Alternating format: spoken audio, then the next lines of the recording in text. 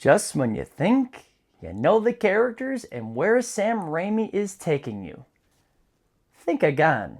Strap yourselves in, sit back, relax, and as always, enjoy the show.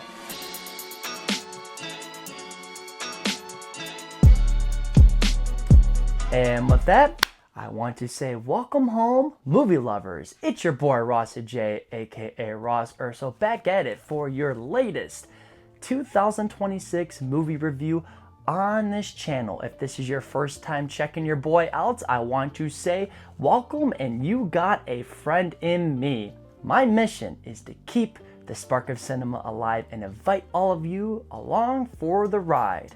Whether you're a movie fanatic like myself, or you're simply just wanting to know if a movie's good or not, consider yourself home. And be sure to join this community as I embark on the journey of becoming a Rotten Tomatoes movie critic. And of course, it all starts with you guys by liking, commenting, and subscribing. It will mean a lot to me.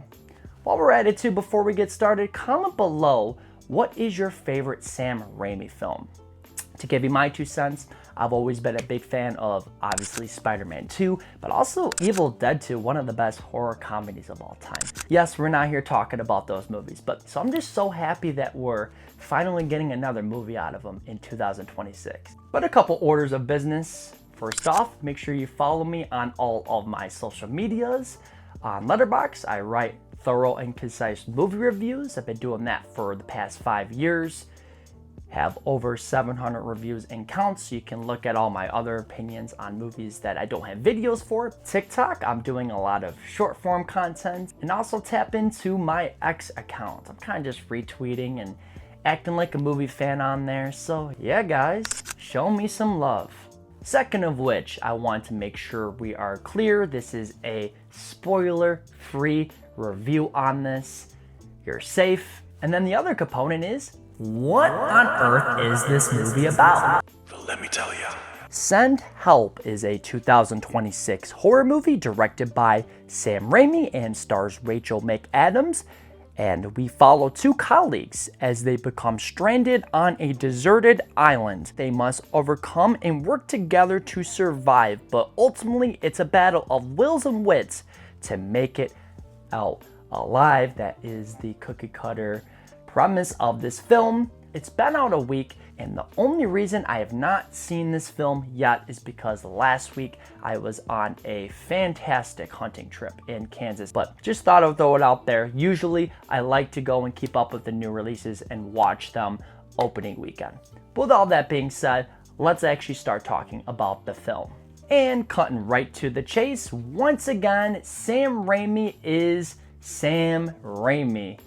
Absolutely bonkers in the best way possible. If you take Castaway, mix it with a little bit of Misery, you have yourself a baby, but with the Sam Raimi touch. And what I mean by this is just when you were getting accustomed and warmed up to what you think the movie was trying to accomplish, Sam Raimi pulls the rug from underneath you in the sense of how you look at the characters. We have these 2 polarities, and they're put in this hostile situation, and they have to work together. Or do they? You are rooting for it, but then you pull back and you're rooting for the other person, and then it keeps bouncing back and forth with that dilemma, and he does this to a T.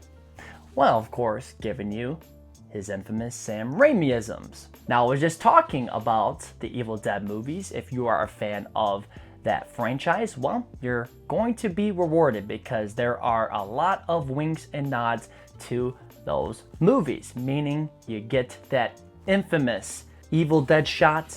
If you know, you know. And then you have a couple cases where the jump scares Blindside you. They did get me. There's only a couple of them, but no, they're there, and they're not at the points where you're expecting them. I was in a pretty crowded theater on a Friday night, and the audience was pretty active. You were getting a lot of laughs and gasps and just overall engagement. A testament that Mr. Sam Raimi is a wizard. Why didn't I just do that in a Hagrid voice? That would be freaking sick. Yo, our wizard, Sami Rami. How did I do? At its core, yes, it's a survival film, but these characters, they have such strong personalities, but they don't mesh. That's the driving force of the film, is having these characters try to work together when they don't like each other. Rachel McAdams is weird and feisty and adventurous, and then you have Dylan O'Brien, that's this douchebag VP of the company, and he didn't want to promote her, so there's this tension that's arising in them, and that builds and that crescendos. Speaking of Rachel McAdams, she clocks in definitely one of her most dynamic and energetic performances that I've personally seen from her. There was several cases where she was given the free range to really stretch out her actress muscles. And even Dylan O'Brien, he does a really good job playing the douchebag. And there's times in the movie where I am like, okay, I want to like this guy. Then you don't like him. Then you like him again. This is what I mean, guys. It's a roller coaster of emotions. And of course, you got the bonkers gore that you would want. And the best part about that is Raimi finds this balance of giving you the visual gore, but also giving you that downtime to really connect with the characters.